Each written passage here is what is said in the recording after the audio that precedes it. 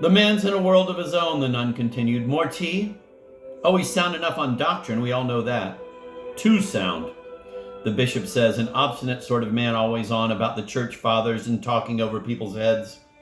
But his sermons can be mere gibberish. In the pulpit the other week, he said the Pope was a Nazi. He said he was the head of the mafia. And the congregation? Fludd took out his handkerchief and dabbed at his lip. How did they take it? Quietly, said the nun with a careless air.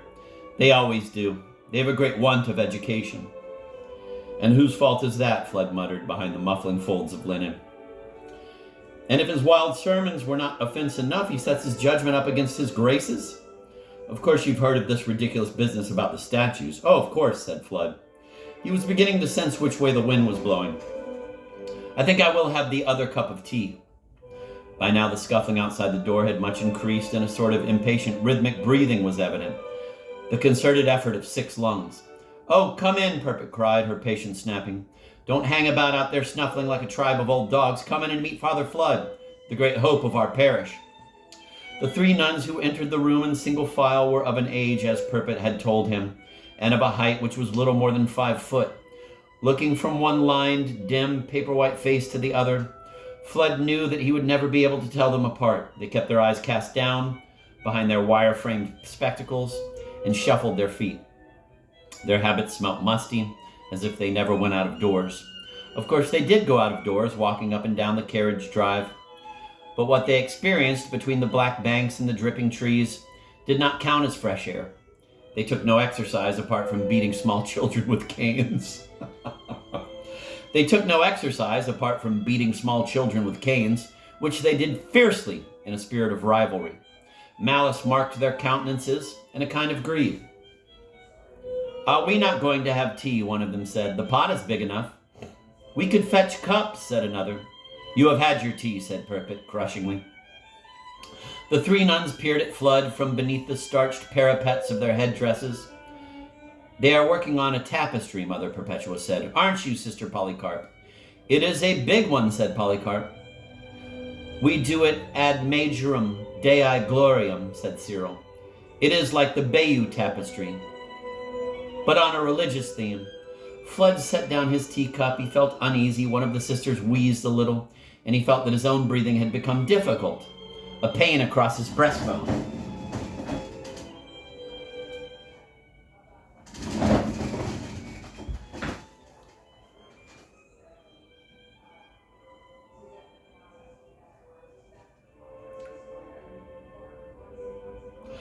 You don't sound well, sister, he said, and he saw the lips of the other 2 nuns tighten with wrath. She is very well, one said. The other said, she gets linctus, the first added. She has no cause for complaint. Your tapestry, Fludd said. What is the theme? The plagues of Egypt, said Sister Cyril. It is novel.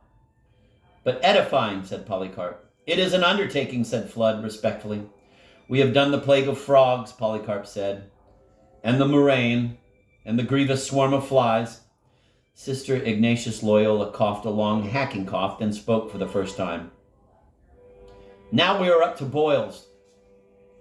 Perpetua took him to the convent door. It was quite dark now, and he knew that Father Angwin would be anxious.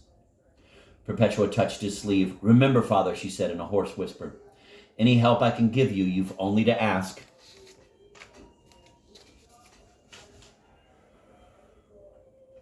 Any information, you understand? I want His Grace to know I'm loyal. I understand, Fludd said. He wondered what exactly was the origin of the bad blood between the nun and Father Angwin. But he had already realized from what he had seen earlier that day that the quarrels of this community were ancient and impenetrable. He wanted to get away. Out of her presence, a powerful aversion welled up in him, and he pulled his sleeve away. Purpet did not notice. She stood framed in the lighted doorway as he trudged up the hill towards the church. The bishop's a fair man, he thought, as he put one muddy foot in front of the other. The bishop's a just man, is he? Well, perhaps so. Perhaps he may be. Perhaps fairness abounds. When people complain of their lot, their sneering enemies gloat and tell them to make them afraid. Life's not fair. But then again, taking the long view and barring flood, fire, brain damage, the usual run of bad luck, people do get what they want in life. There is a hidden principle of equity in operation. The frightening thing is that life is fair. But what we need, as someone has already observed, is not justice, but mercy.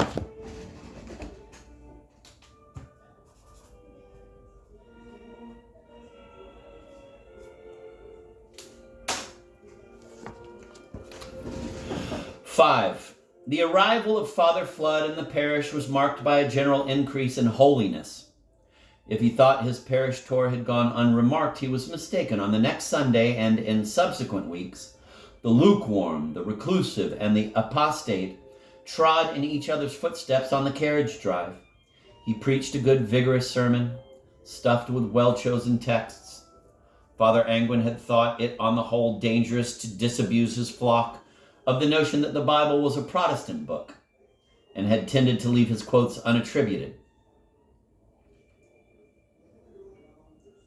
That first Sunday, Fludd noted the men's fellowship occupying the north aisle. A dapper man in plaid trews was the first of them to step up and take Holy Communion, and the rest followed. Their jaws were held stiff as they turned from the altar rail, God's living body cloven to their hard palates. Bestowing the host, Fludd saw the features of the communicants reflected in the polished plate the altar boy held beneath each chin. He saw the shiver of the distorted metal faces. I'm going to read that again because it got away from me. That first Sunday, Fludd noted the men's fellowship occupying the north aisle. A dapper man in plaid trews was the first of them to step up and take Holy Communion, and the rest followed. Their jaws were held stiff as they turned from the altar rail, God's living body cloven to their hard palates. Bestowing the host, Fludd saw the features of the communicants reflected in the polished plate the altar boy held beneath each chin. He saw the shiver of the distorted metal faces. Unbelievable. Unbelievable detail.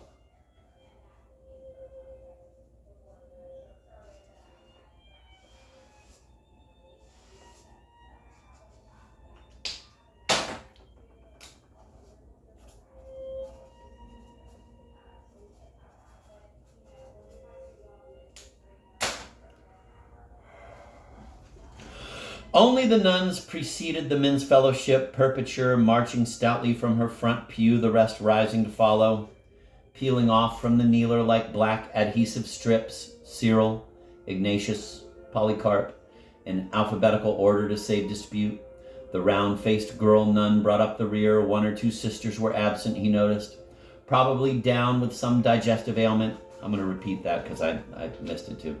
Only the nuns preceded the men's fellowship, Perpeture marching stoutly from her front pew, the rest rising to follow, peeling off from the kneeler like black adhesive strips.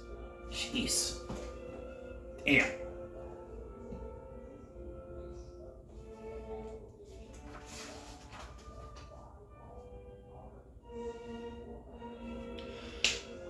Cyril, Ignatius, Polycarp in alphabetical order to save dispute. The round-faced girl nun brought up the rear. One or two sisters were absent, he noticed, probably down with some digestive ailment.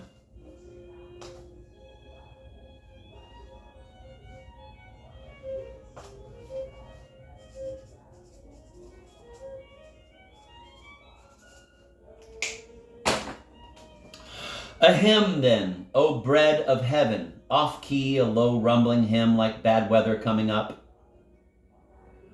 Ita, missa est. Go, the mass is ended. Deo gratias, another hymn. Soul of my Savior, a parish favorite. High-pitched this time, a keening wail. The sopranos of Featherhofton having their way with it. Only the shrillest can hit the top notes. Only the shrillest can hit the top notes, and the wisest do not try. Soul of my Savior, sanctify my breast. And midway through that first torturing verse, he saw from the corner of his eye how Mother Perpetual leant forward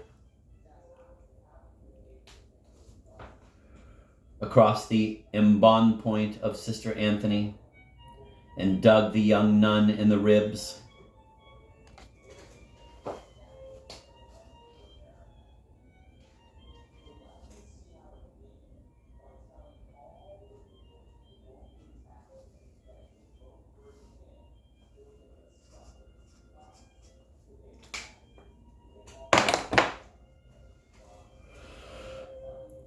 If she had been carrying an umbrella,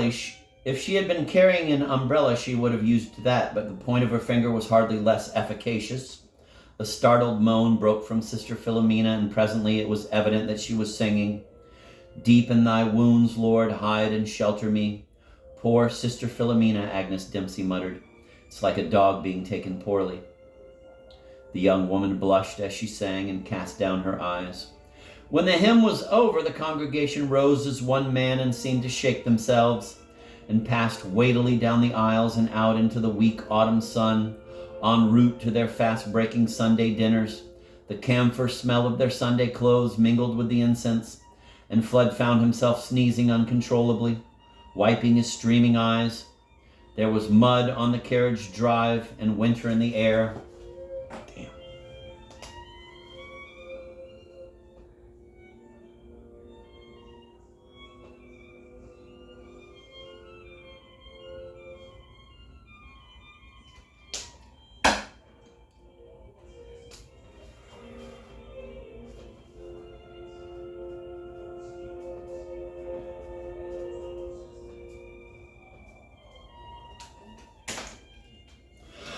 Soon the children had new games of imitating priests. In their backyards they went knocking from door to door, slow-footed and doleful.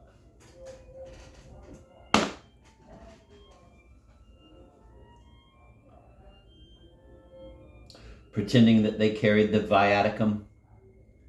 The householders, informed that they were near death, made their displeasure felt.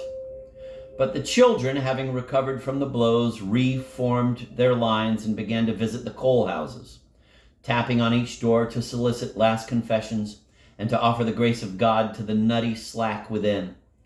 Even the people of Netherhofton came to church and sat glowering at the back. Their little heathen children played in the aisles with their Ouija boards.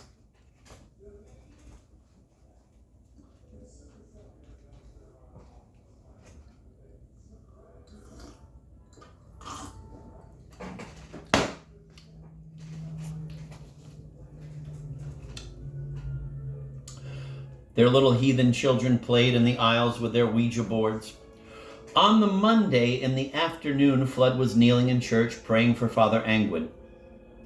He might have been on the altar, for that was his privilege, but he would rather kneel in the first bench, where the nuns had been on Sunday, and watch from that short distance the sanctuary lamp, winking redly at him like an alcoholic uncle.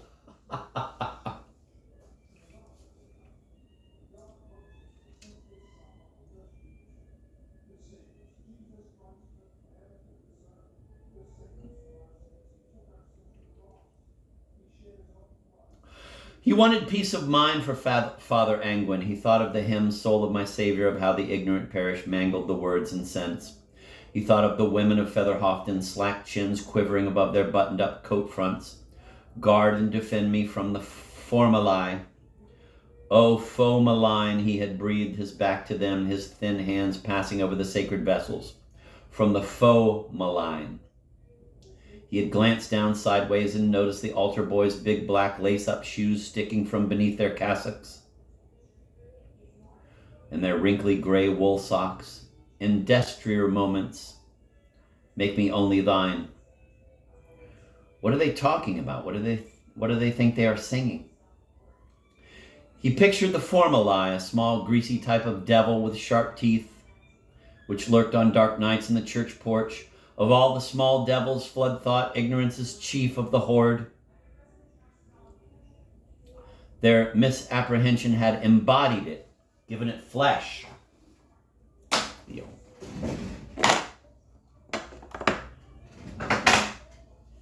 Formulae.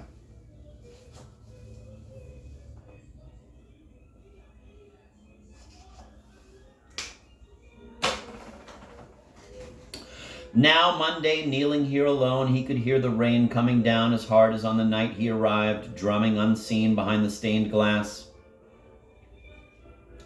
splashing and gurgling from the downspouts,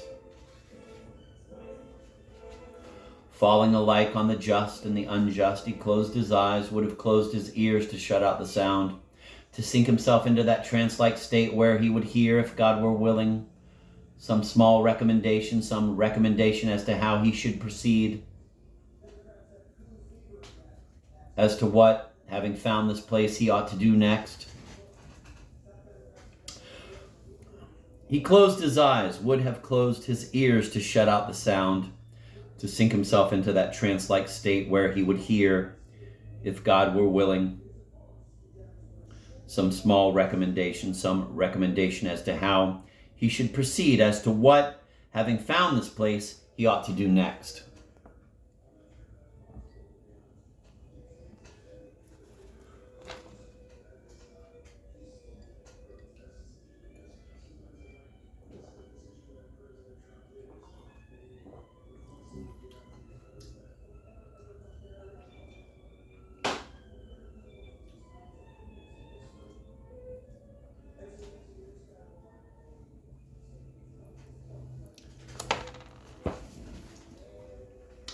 Images flitted through his mind, the 9-runged ladder.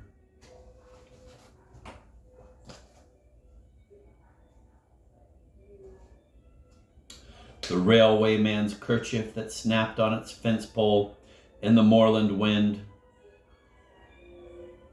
The black arm of Mother Perpetua, uplifted in the twilight.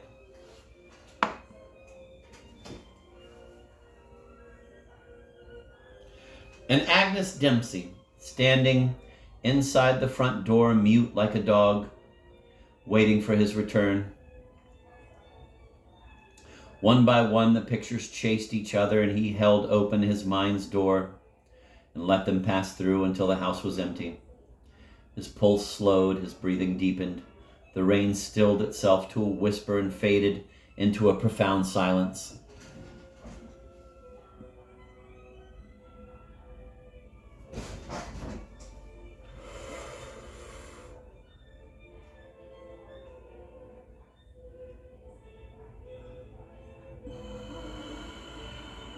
Am I alive? The small voice asked itself. What is, you know by what is not, for as Augustine says, quote, we have some knowledge of the darkness and silence, of the former only by the eyes, by the latter only through the ears. Nevertheless, we have no sensation, only the privation of sensation.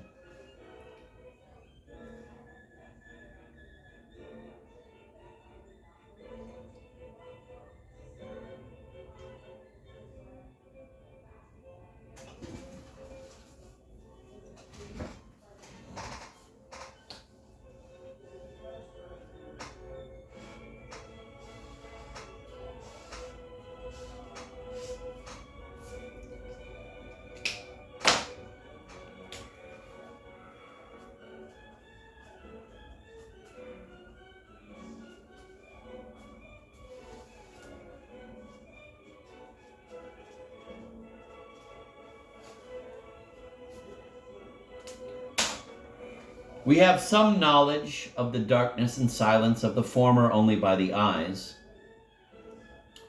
by the latter only through the ears. Nevertheless, we have no sensation, only the privation of sensation. Jesus.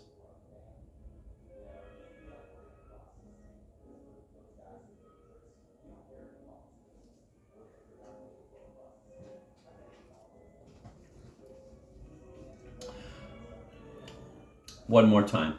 Am I alive? The small voice asked itself. What is, you know by what is not. For as Augustine says, we have some knowledge of the darkness and silence, of the former only by the eyes, by the latter only through the ears. Nevertheless, we have no sensation, only the privation of sensation. In the realm of Taut, the underworld of the Egyptians, there were 12 divisions. One of the 12 was guarded by a serpent with 4 legs and a human face. Here the darkness was so thick that it might be felt, but this is almost the only instance we have. When we say the night has a velvet darkness, we romance. When we say the soul is black, we are turning a phrase.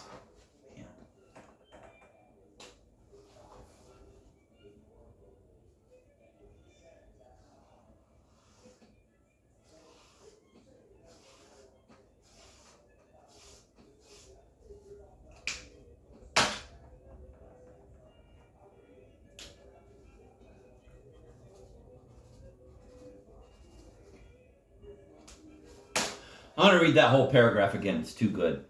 Am I alive? The small voice asked itself. What is, you know by what is not. For as Augustine says, quote, we have some knowledge of the darkness and silence, of the former only by the eyes, by the latter only through the ears. Nevertheless, we have no sensation, only the privation of sensation. In the realm of Taut, the underworld of the Egyptians, there were 12 divisions. One of the 12 was guarded by a serpent with 4 legs and a human face. Here the darkness was so thick that it might be felt. But this is almost the only instance we have. When we say the night has a velvet darkness, we romance. When we say the soul is black, we are turning a phrase.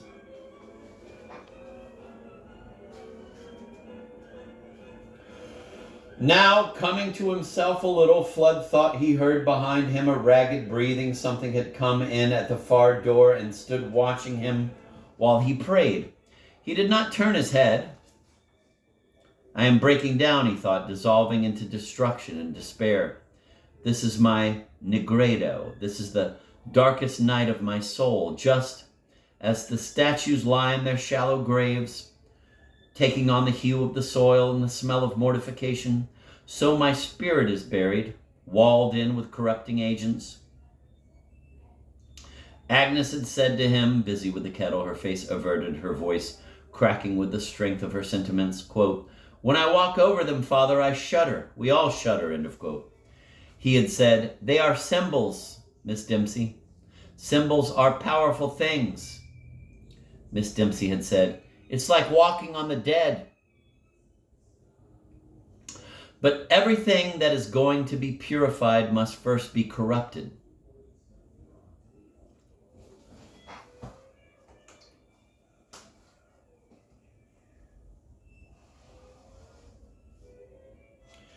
That is a principle of science and art. Everything that is to be put together must first be taken apart. Everything that is to be made whole must first be broken into its constituent parts. Its heat, its coldness, its dryness, its moisture. Base matter imprisons spirit. The gross fetters the subtle. Every passion must be anatomized. Every whim submit to mortar and pestle. Every desire be ground until its essence appears. After separation, drying out, moistening, dissolving, coagulating, fermenting, comes purification, recombination, the creation of substances that the world has until now never beheld. This is the opus contra naturam. This is the spagyric art. This is the alchemical wedding.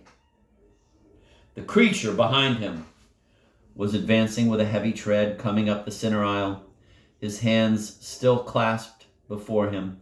He turned and looked over his right shoulder. It was Sister Philomena, a sack over her head to keep off the rain. Her habit was girded up to her knees with an arrangement of string that caught it into sculptural folds. Father Fludd stared at the nun's feet. She said, I've got a dispensation for Wellingtons, a special permission from Mother Provincial. It's always me they send out in the wet. Not that I'm complaining. I like to get out. I'm getting a dispensation for a rain mate. What are those? Fludd said. They're plastic hoods that you can put over your head. See-through they are. When you fold them up, you can concertina them. As small as that. She put out her damp fingers and showed him, and put them in your pocket. I hate plastic, Father Fludd said. You would. You're a man. She corrected herself. You're a priest. You never have to clean. Plastic's easy clean. You just wipe it. I wish the whole world was made of plastic.